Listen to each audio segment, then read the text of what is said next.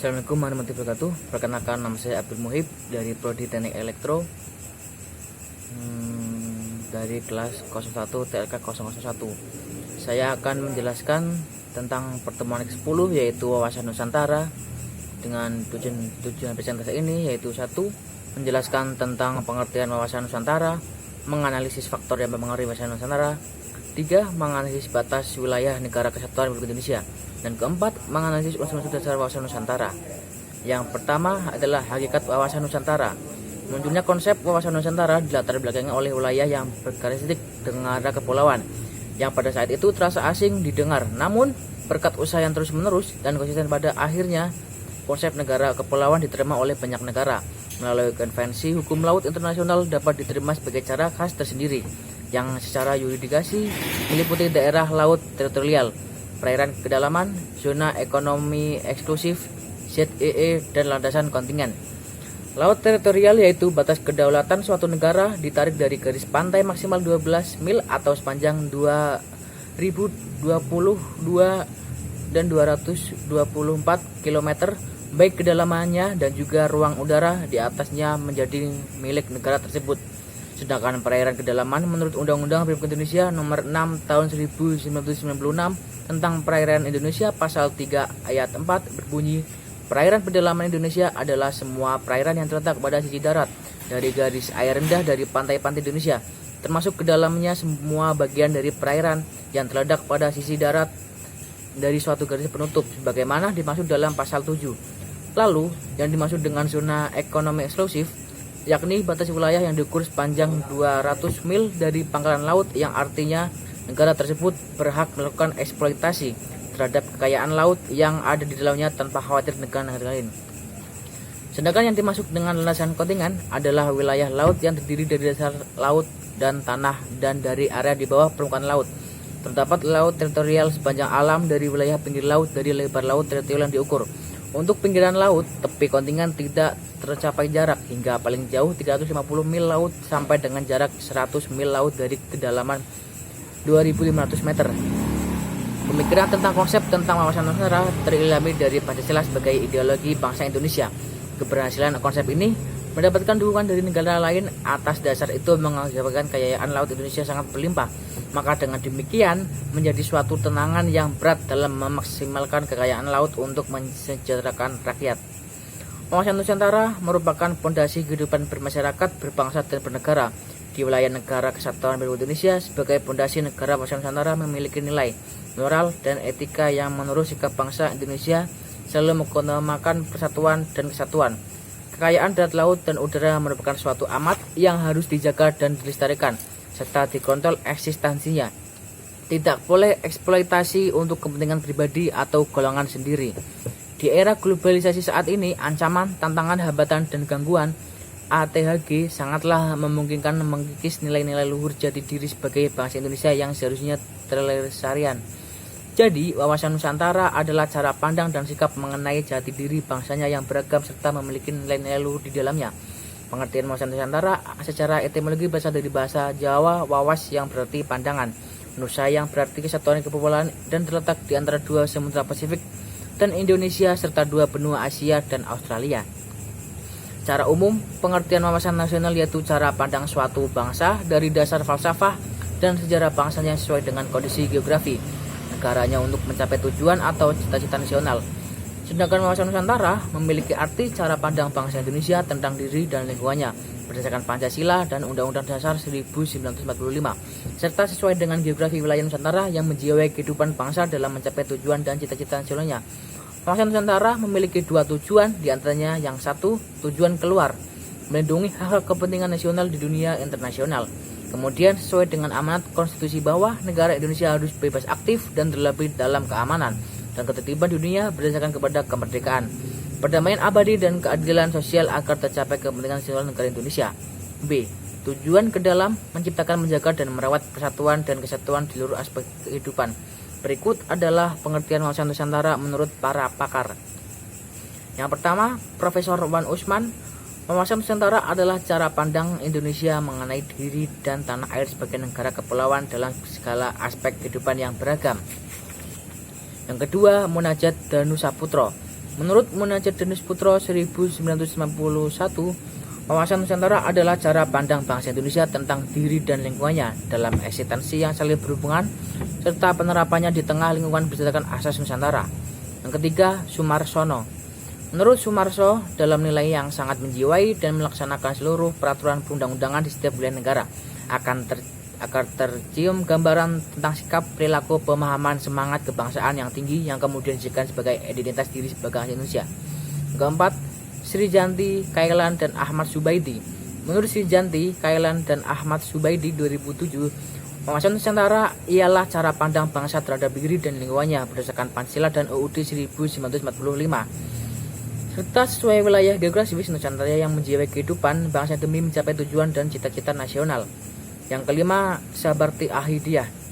Menurut Sabarti Ahidiyah 1997, wawasan Nusantara adalah cara pandang bangsa Indonesia tentang diri dan lingkungan sesuai dengan Pancasila serta UUD 1945 sebagai bentuk aspirasi bangsa yang merdeka, berdaulat, dan bermartabat yang menjiwai kebijakan dalam mencapai tujuan bangsa.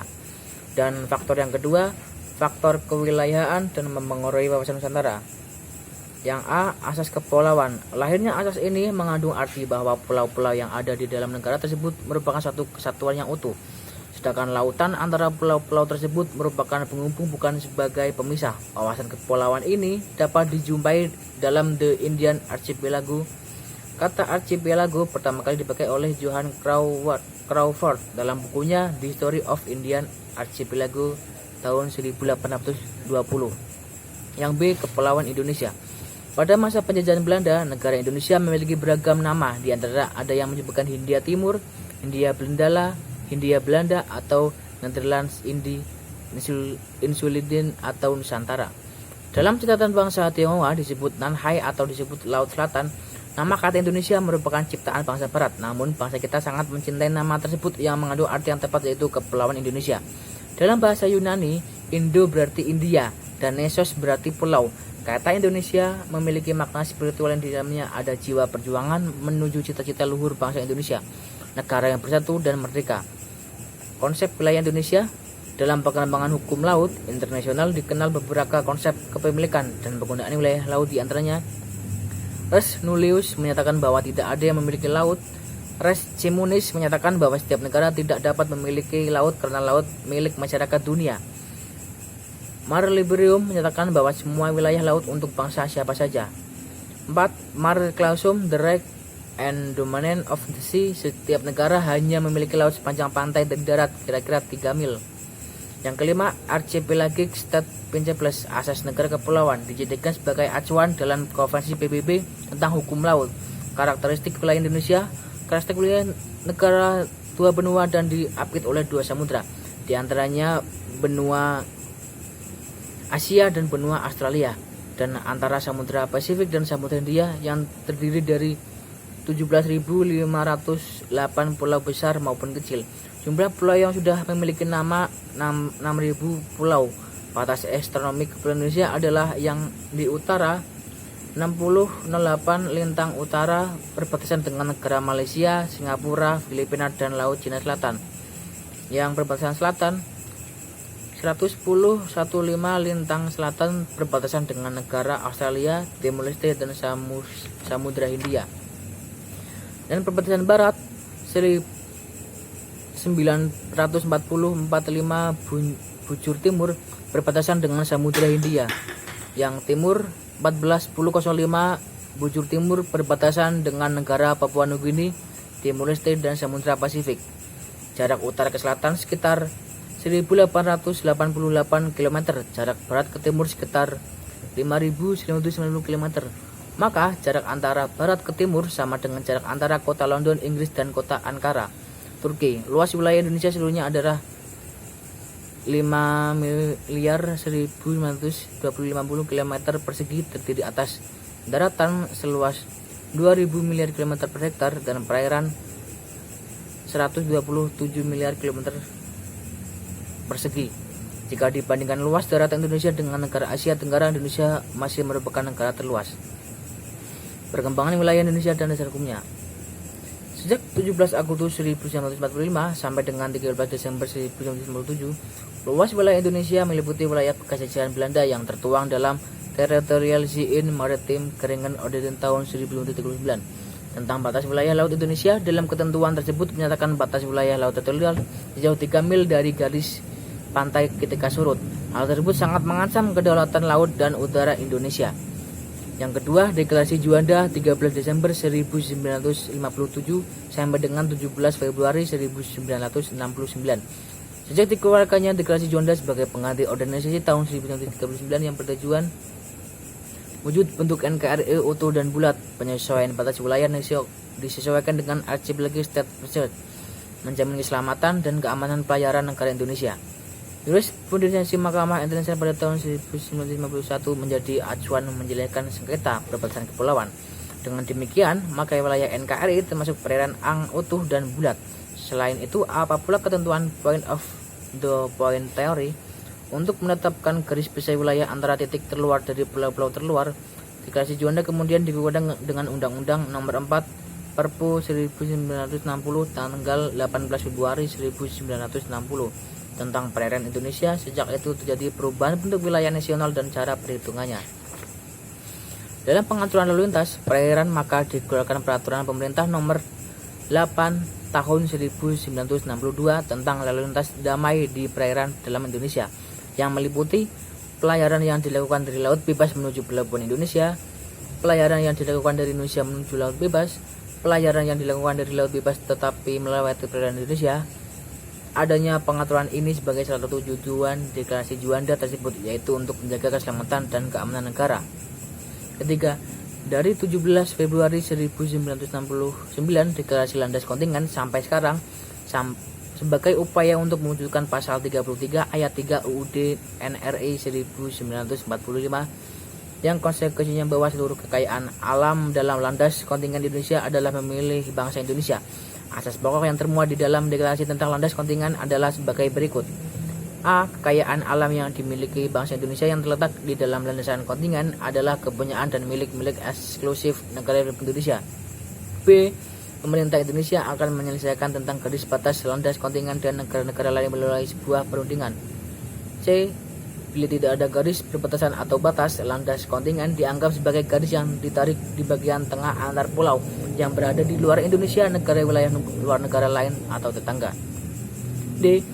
Apabila terjadi klaim, maka klaim tersebut tidak memberikan efek terhadap status perairan yang berada di landas kontingen Indonesia serta udara di atasnya. Sebagai dukungan segala kebijakan pemerintah, asas-asas utama ditulis dalam Undang-Undang Nomor 1 Tahun 1973 tentang landas kontingen Indonesia. Selain itu, undang-undang tersebut sebagai acuan dasar untuk mengatur pengeksplorasi serta penelitian ilmiah tentang kekayaan alam yang berada di landasan kontingen serta konflik yang ditimbulkan. Unsur-unsur dalam pemasaran Nusantara terdapat 3 unsur di dasar pemasaran Nusantara. Diantaranya adalah A. Wadah. Pemasaran Nusantara sebagai wadah meliputi 3 komponen, yaitu wujud wilayah, artinya terdapat ruang yang memiliki batasan dengan negara di sekitar yang memiliki pengaruh terhadap segala aspek bangsa Indonesia. Yang kedua, tatanan organisasi. Maksudnya adalah hal-hal yang mengenai bentuk negara, kekuasaan pemerintahan, dan sistem pemerintahan disesuaikan kepada konstitusi. Konstitusi yang dimaksud adalah UUD NKRI 1945. Yang ketiga, tata kelengkapan organisasi, maksudnya kesadaran berpolitik dan bernegara seluruh rakyat Indonesia secara ideal yang berdasarkan falsafah Pancasila. B. Wawasan isi Nusantara. Isi wawasan Nusantara tercermin dalam aspirasi bangsa Indonesia, cita-cita Indonesia di dalam pembukaan UUD 1945 tertuang cita-cita bangsa Indonesia. Dan C. Tata laku wawasan Nusantara. Dan yang ketiga adalah poin ketiga, kedudukan wawasan Nusantara.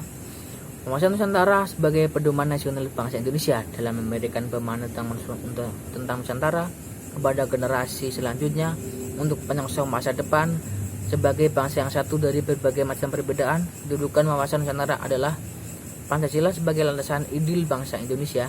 Yang dimaksud dengan landasan ideal adalah landasan dasar ideologi suatu negara. Yang B.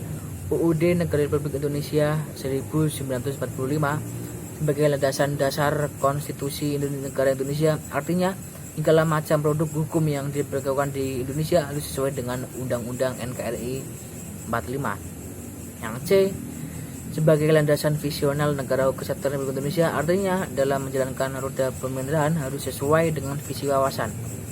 Dan D, landasan konsepsional, artinya dalam menekan kedaulatan bangsa harus sesuai dengan kebebasan negara. Dan 4, fungsi dan tujuan wawasan Nusantara. Fungsi wawasan Nusantara ini adalah sebagai pedoman bangsa Indonesia. Wawasan Nusantara memiliki fungsi dalam menentukan segala arah kebijakan dalam menjalankan kehidupan bermasyarakat, berbangsa dan bernegara. Selain daripada itu, wawasan Nusantara memiliki fungsi diantaranya sarana untuk membentuk dan memerawat kebinekaan bangsa Indonesia agar terbentuk persatuan dan kesatuan bangsa. Kedua, sebagai pendidikan dasar yang melandasi strategi pembangunan dasar dan bangsa Indonesia.